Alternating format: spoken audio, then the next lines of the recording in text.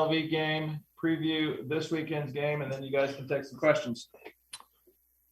Just continuing with our trend of stressful games and situations, but really proud how the guys finished. We found a way to win. Ugly game. I don't know if there's such thing as an ugly win, but we'll take a lot more of them. I don't know if my heart can take it, but we looked a little sluggish early. I think that's just coming off the open week, just a little heavy-legged starting out. And took us a little while to get our legs underneath us and really play the way we're capable of. It's kind of a story of the first half and second half defensively, predominantly. To finish the way they did was huge. I mean, gave our offense chance to overcome some mistakes, the missed field goals, the penalties, just missed opportunities. And so you got to give our defense a tremendous amount of credit for what they were able to do. I think they gave up 7 yards and no points on maybe 12 plays in the fourth quarter, and to create the turnovers and just continue to give the offense opportunities to go down and finish it. Struggled to run the game early. We knew they were good up front. I thought we'd run the ball a little bit better, but we didn't give up on it. We were as patient as we could be. As frustrating as that was, we were patient on it. Played out big in the second half, a couple big runs, 3rd and 19 conversion, and then be able to run the ball in the end zone there late when they're dropping 8 and rolling coverage and doubling as many guys as they can. The ability to pop a run or two there late when we had to have it was critical to us winning the game. So I told everybody all week that they're a much better team than 0-5. I still believe that they have gotten better and that they're going to win some games. They were very close with us, and they've been close every week. They're playing hard till the end, and they're built physically they're getting better. Way better team than I looked at a couple of years ago, having played them back in 2 seasons ago. They look completely different physically. So I'm just glad we found a way to get a win and didn't play our best ball. Clearly have to figure out some things on field goal. We got to be able to get chip shots in, and right now it's either protection or bad technique on the kick. Both of them are a problem, and it's something we got to get fixed this week. Don't have a lot of time to do so with Colorado State coming in on a Friday night. Huge game for us. They're built big as well. Going to play with as many big bodies and tight ends as they possibly can and extend gaps and play physical football. Our defense is going to have another huge challenge. Offensively, just the same, because they're not giving up many points. So it is, it's turn the page very quickly and learn from mistakes and find a way to regroup and play better ball. Still have not played our best or most complete game. We need it to be Friday night to find a way to get a win. What questions do you have? Coach Anderson, Jason Turner from the Herald Journal. Just a 2-part question here. Cole Motes was a high school tight end, a defensive end, came in and did a good job in his first career start on Saturday. How would you assess his performance, and is Jacob South going to be okay health-wise and moving forward? We'll get Jacob back at some point. I hope that's this week. He's day-to-day at this point, typical wear and tear of the season. So I'd like to think he'll be ready by Friday, but it's a short week and he might not. I was super, super proud of how Cole went in and played. I think those are his first collegiate snaps at offensive tackle, and pretty tough circumstances. He made some mistakes along the way, but he handled himself really, really well, held his own with the exception of just a few plays. So super proud, and think he'll gain a lot of confidence from that, and may very well have to do the same thing again this week. Coach Al Lewis from KVNU. I've never asked you, your background is offense. Do you spend most of the week with the offensive guys in planning this? How do you handle that as head coach? I kind of bounce around. My background is offense, but the good thing about that is it allows me to spend maybe less time and have shorter conversations with the offense because we're on the same page. So we can talk at the water cooler and get a lot done in 5 minutes, where if it's a defensive conversation, it takes me a little bit longer to make sure I'm on the same page with those guys. Try to put my 2 cents in all 3 phases. I run the punt return, punt block team from ground up just to take that off of Nick. and also give inputs on all the other three phases.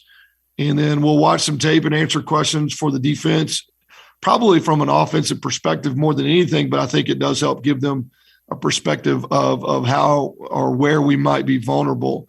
I try to trust my coaches and let them do their jobs and help where I can, if that makes sense. And you just touched on special teams. You're worried, obviously, about your field goals. But, hey, Colorado State, great field goal kicker. They've been really good on returns. It looks like special teams are really big in this game this week.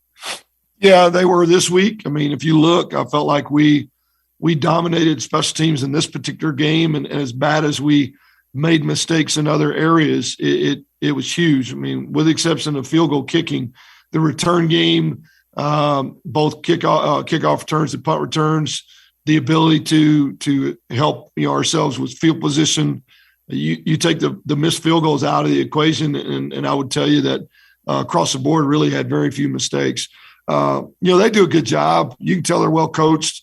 Coach's background, always taking pride in special teams, and they've got an All-American punter, I believe, and kicker's done a great job. So, yeah, it'll be a huge factor. And I think anytime you take a short week, it even heightens the sense of awareness, I think, in that particular phase. Coach Ajay Salveson, Colorado State's running back David Bailey, number 5, has carried the ball for about 86 times for almost 330 yards. It seems for the past 4 years they're very physical in the running game. When you see film on Colorado State's offense, do you still get that same sign, or do you feel like they're moving maybe towards the passing game?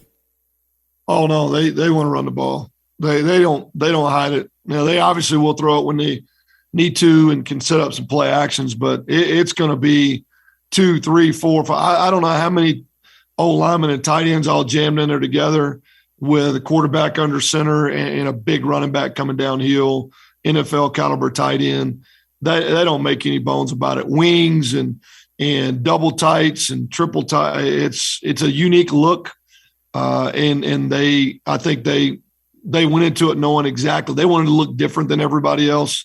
They've built the bodies to do that, and it is it's not triple option, but it has a Air Force triple option kind of feel to it because we see so much spread ball. It's the exact opposite of that. It's everybody in a confined space downhill, blue collar football, and so it'll be a unique challenge. And all across the front, they have size, even in the backfield.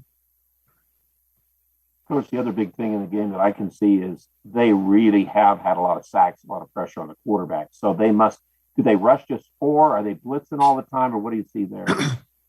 They typically like to play just bringing 4, and their edge rushers are good enough to get away with it. Some simulated pressure where they're bringing 1. Don't sell out and bring 6 or 7 a lot because they're honestly good enough to get there without it.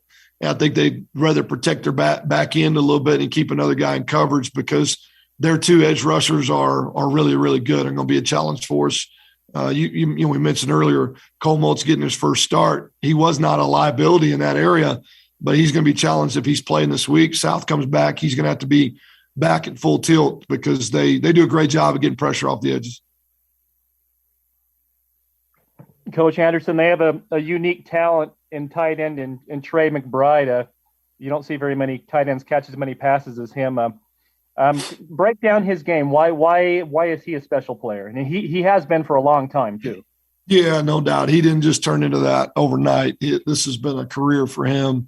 And obviously they target him a lot and try to get him to it. He's just got great hands. He's that guy that truly can block and be physical, but also get out in space. He's a complete player. He'll play at the next level, no doubt in my mind.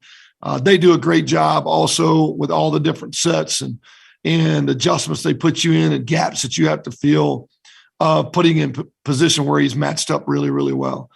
I think he's got 70 plus some odd targets and nobody else, really on the team is even close. And so they know they got a guy that can do it and he just keeps stepping up and making plays. But to me, the ability to run, the ability to block when he needs to, really soft hand for a big guy. And I think he uses his frame really well in competitive situations and maximizes his catch radius. It's tough to get to the ball with him. Is the quarterback Sente EO? It looks like he's really been improving from where they even started the season to now. It looks like he's a lot more efficient, and they're getting more out of their passing game, I think, than they were getting earlier too. Yeah. They look completely different than they did week 1 or 2. I think they had a lot of growing pains, and they're playing way more efficient ball. Obviously, being able to run the ball effectively, that takes a lot of pressure off of things. And I think they do things that fit their personnel really, really well. Put you in conflict, make you load gaps and load the box, and then next thing you know, guys are out running in space and crossing the field. So I think the efficiency of their pass game has gotten better and better as the run game has gotten more and more difficult to defend. We just talked about how big of a matchup problem some of their guys can be, especially the tight end. I think it all goes together really, really well. Coach Anderson, they really did struggle defensively in that first game, both against the run and against the pass, but they've certainly gotten it together defensively. What have you seen from them that's allowed them to get on track defensively? I think I don't think people really give enough credit for how good South Dakota State is. Number one, we saw that with North Dakota. That league is really well built, and they are well coached. Just came out of a season where they're playing at a high level. I think some of that was first game and just some things that maybe they weren't ready for, but they have not made any drastic changes. They've just gotten better at what they're doing, maybe simplified even more than anything. Just kind of got down to simple style of defense, letting guys be athletes, and some of their guys have stepped up, and they're gaining confidence on a weekly basis. You saw that when they took Iowa down to the stretch. I mean, that's a good football team, and they gave them everything they wanted. So I don't think it's anything miraculous. Just kind of playing themselves into shape. And I think everybody kind of goes through that a little bit. Coach, Deven Thompkins was your offensive player of the week. What have you seen of him on the field? He's 5'8", but he high points a ball so darn well. He's so aggressive getting there. What have you seen of him as a coach of Deven on the field? He does play a lot bigger than his frame. I've had guys in the past that are similar to that. They understand how to elevate. They understand how to compete for the ball with bodies around them. He's got that. It just comes naturally to him. I tell everybody, you see the size of him, you see the quickness and the speed, but to me, when arguably your best player is your hardest worker, I mean, it shows up. It just does. Makes everybody else around him better. It gives everybody a tremendous amount of confidence in him. It raises the level of our team, and that's what he brings to the table. He is, without a doubt, the hardest worker on a daily basis, and leads by setting a standard of excellence, and then it carries over to the field. He's really smart. We're able to move him around all over the place, make it hard to know exactly where he's going to be, and that allows us to free him up, at times where if we put him in one spot and kept him stationary, be real easy to double him and bracket him. But he is super smart and studies the game and has a capacity for a lot of different things that allows us to be really creative with him. Was he your best recruit you got? Well, I don't know. Stats would say so. They've all played big factors, but yeah, stats would tell you that he was a pretty good one to keep at home. And you meant he gets the honors. We see guys do things in the game, but who else maybe that we didn't look at from the game against UNLV is getting better, or who else really played well? Well, I just look defensively. Nick Henniger his effort level, his work ethic is right there with Deven. When he shows up every day and just sets a tempo. Byron had a big game. He didn't get a lot of sacks, but he created a couple of holding calls. He forced the pocket, made the quarterback move, finally healthy and starting to run and play at the level that obviously we need him to play. Those are going to be huge snaps down the stretch. And I felt like, obviously Shaq being defensive player of the week, I mean, he'll tell you he struggled. He struggled to be healthy, played in a knee brace for several weeks, not real comfortable. I think he struggled to trust exactly what he's being asked to do on defense. Sometimes a lot of experience can be one of your biggest weaknesses, and that may sound crazy, but you tend to think, well, I'll just do it the way I did it before. I've done this before. And I think he's really focused at buying in and trying to be way more detailed and really focused on exactly what coach is asking him to do. And he played his best game by far and clearly deserved to be the defensive player of the week, but not so much of the turnovers that were created as much as his energy and his focus level and really just detailed playing a much more sound football game for us.